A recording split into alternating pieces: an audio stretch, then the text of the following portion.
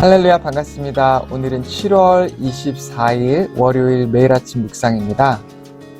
오늘 말씀은 타락한 유다 백성들을 보며 슬퍼하며 예언하고 있는 예레미야의 모습을 우리에게 보여줍니다. 유다를 심판하는 그런 메시지를 전하는 이 예레미야의 모습을 통해서, 그리고 슬퍼하고 안타까워하는 그의 애통을 통해서 하나님의 마음이 전달되고 있는데요. 하나님께서 얼마나 아파하심으로 자신의 사랑하는 백성 유다를 심판하시는지를 우리에게 보여주고 있는 것입니다. 오늘 본문은 예레미야 8장 18절에서 9장 6절까지의 말씀입니다. 살아계신 하나님의 말씀입니다. 슬프다, 나의 근심이여. 어떻게 위로를 받을 수 있을까? 내 마음이 병들었도다. 딸, 내 백성의 심히 먼 땅에서 부르짖는 소리로다. 여호와께서 시온에 계시지 아니한가? 그의 왕이 그 가운데 계시지 아니한가? 그들이 어찌하여 그 조각한 신상과 이방의 헛된 것들로 나를 경노하게 하였는고 하시니, 추수할 때가 지나고 여름이 다하였으나 우리는 구원을 얻지 못한다 하는도다. 딸, 내 백성이 상하였으므로 나도 상하여 슬퍼하며 놀라움에 잡혔도다. 길르앗에는 유향이 있지 아니한가? 그곳에는 의사가 있지 아니한가? 딸, 내 백성이 치료를 받지 못하면 어찌 됨인고? 어찌하면 내 머리는 물이 되고 내 눈은 눈물 근원이 됐고, 죽임을 당한 딸 내 백성을 위하여 주야로 울리로다. 내가 광야에서 나그네가 머무를 곳을 얻는다면 내 백성을 떠나 가리니 그들은 다 가늠하는 자요 반역한 자의 무리가 되미로다. 여호와의 말씀이니라. 그들이 활을 당김같이 그들의 혀를 놀려 거짓을 말하며, 그들이 이 땅에서 강성하나 진실하지 아니하고 악에서 악으로 진행하며 또 나를 알지 못하느니라. 너희는 각기 이웃을 조심하며 어떤 형제든지 믿지 말라. 형제마다 완전히 속이며 이웃마다 다니며 비방함이라. 그들은 각기 이웃을 속이며 진실을 말하지 아니하며 그들의 혀로 거짓말하기를 가르치며 악을 행하기에 지치거늘. 네가 사는 곳이 속이는 일 가운데 있도다. 그들은 속이는 일로 말미암아 나를 알기를 싫어하느니라. 여호와의 말씀이니라. 제가 어렸을 때 함께 교회에서 신앙생활하며 자랐던 친구들이 있습니다. 교회에서 정말 많은 시간을 함께 보냈던 친구들입니다. 그런데 그 친구들 중 몇 명은 결국 신앙을 떠나게 되었고 교회를 등지게 됐습니다. 그 친구들을 바라볼 때 참 마음이 불편하고 가슴이 아프다는 것을 느낍니다. 뿐만 아니라 제가 사역자가 되어서 가르쳤던 학생들 중에 열심히 신앙생활을 했었지만 이후에 더 이상 교회에 나오지 않고 방황하는 친구들을, 그리고 그 소식을 전해 듣습니다. 그 아이들을 생각할 때 참 가슴이 아프고 어떻게 주님께 돌아올 수 있지 않나라고 하는 간절한 소망이 생기기도 합니다. 하나님을 떠난 사람들을 우리가 바라볼 때 비록 그들이 세상에서 세상의 방법으로 성공한 것처럼 보이고, 그리고 자기 나름대로의 방법으로 행복하게 사는 것처럼 보일지라도 우리가 그들을 바라볼 때 슬퍼할 수밖에 없는 것은 결국 그들이 하나님의 진노 가운데, 심판 가운데 놓여 있기 때문입니다. 오늘 본문에서도 마찬가지입니다. 예레미야는 이제 다가올 심판을 받을 유다 백성들을 보며 가슴 아파하고 슬퍼하고 있습니다.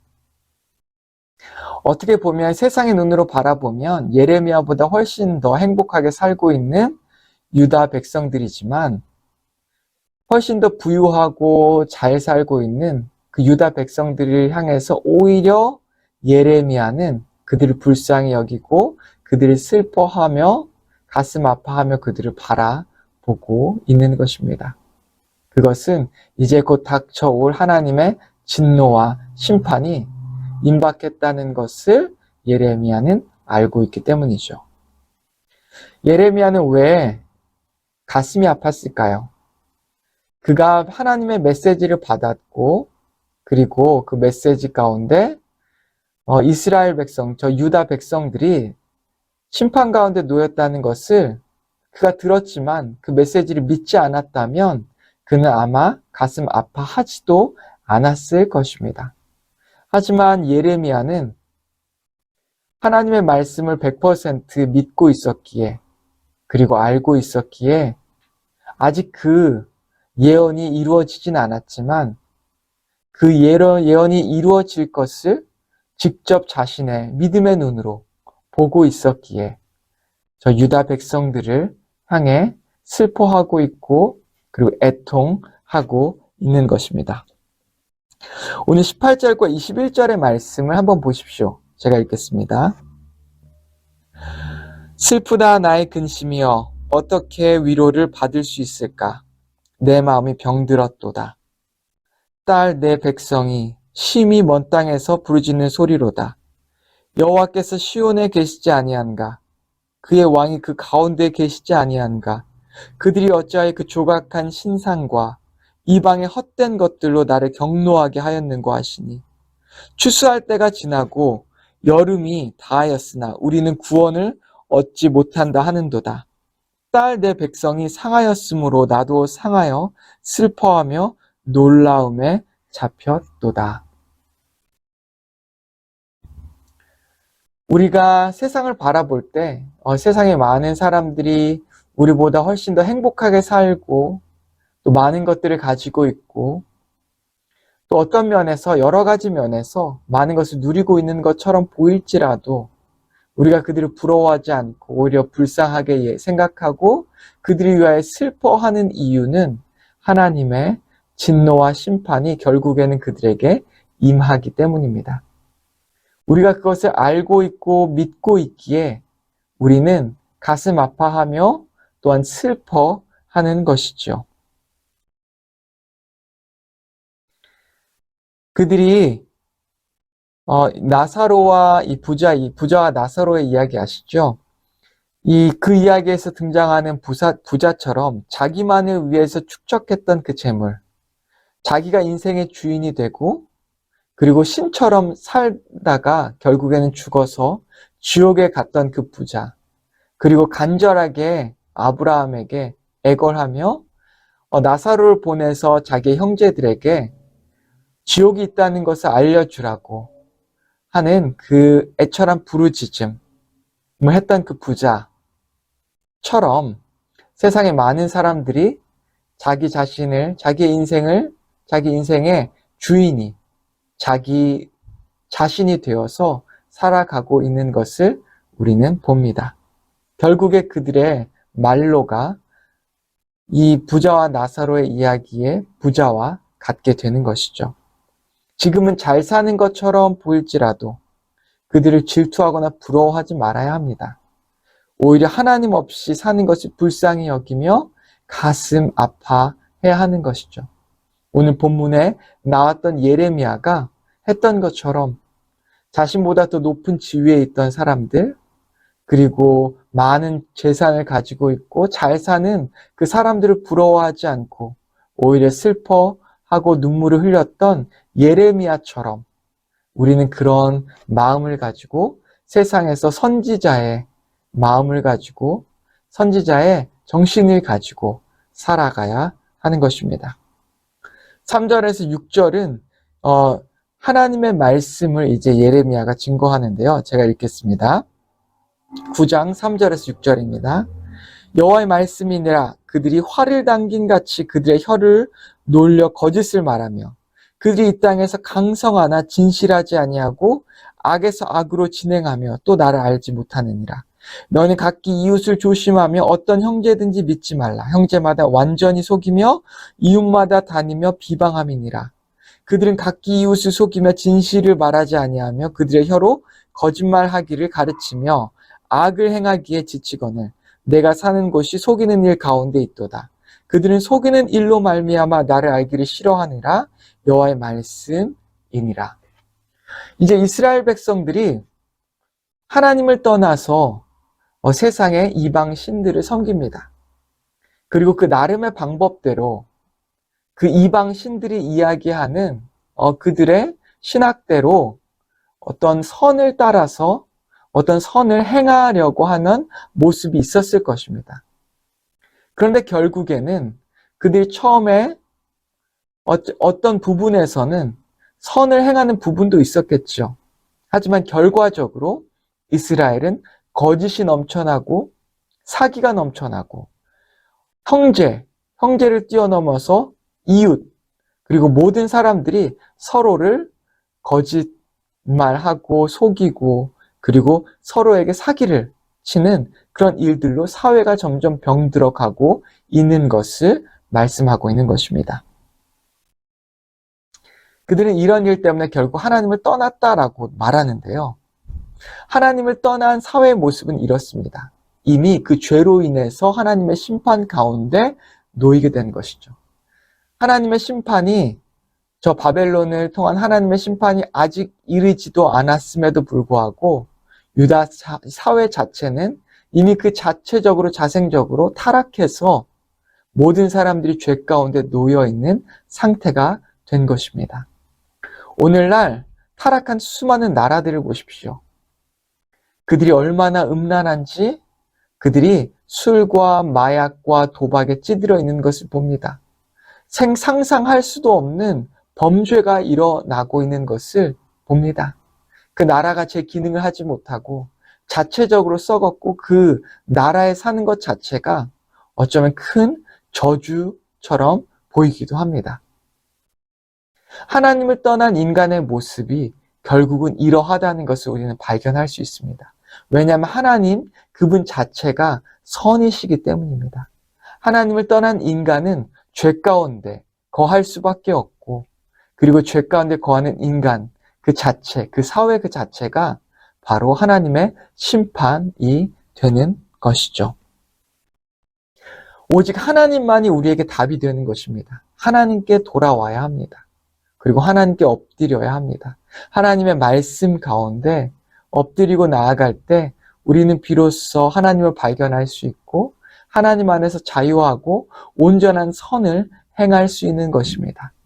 우리 자신을 위한 위선이 아니라 하나님을 위한 온전한 선이 이루어지는 하나님의 뜻이 이루어지는 하나님의 나라가 우리를 통해서 우리 가운데 이루어지고 세워지게 되는 것입니다. 이제 하나님의 말씀 앞에 엎드려 회개함으로 주님의 뜻을 실천하는 여러분과 제가 되기를 주님의 이름으로 축원합니다. 같이 기도하겠습니다. 하나님 아버지 감사합니다.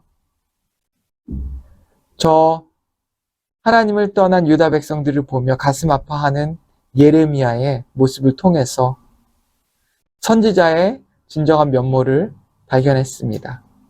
하나님 아버지, 우리 또한 이 세상 가운데 우리보다 더 잘 살고 많은 것을 누리고 있는 사람들을 부러워하며 사는 것이 아니라 그들에게 놓인 심판을 그리고 그들에게 놓인 하나님의 징계를 바라보며 그들을 불쌍히 여기며 슬퍼하는 사람이 될 수 있게 인도하여 주시옵소서. 우리가 하나님께 돌아와 하나님 안에 거함으로 온전한 선을 행하는 우리가 될 수 있게 주님 인도하여 주십시오. 예수님의 이름으로 기도했습니다. 아멘.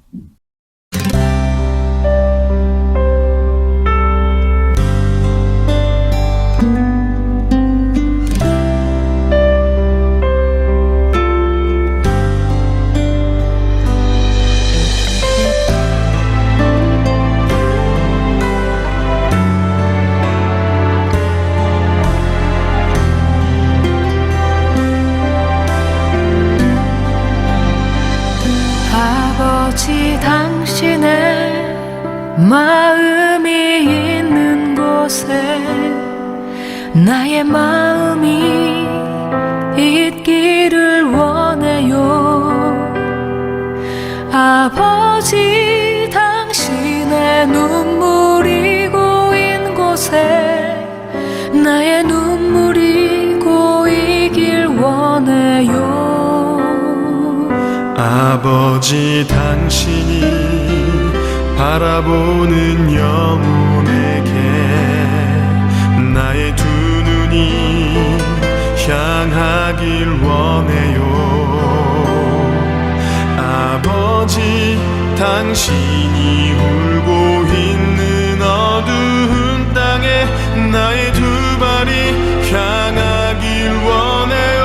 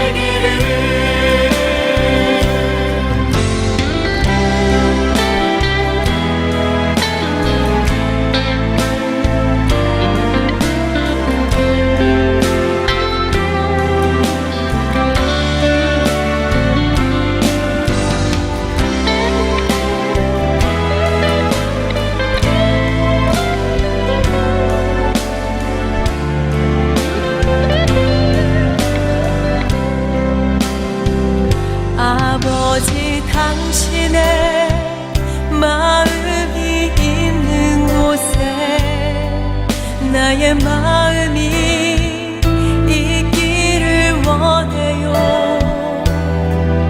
아버지 당신의 눈물이 고인 곳에 나의 눈물이 고이길 원해요. 아버지 당신이 바라보는 영혼에게 나의 두 눈이 향하길 원해요. 아버지 당신이 울고 있는 어두운 땅에 나의 두 발이 향하길 원해요.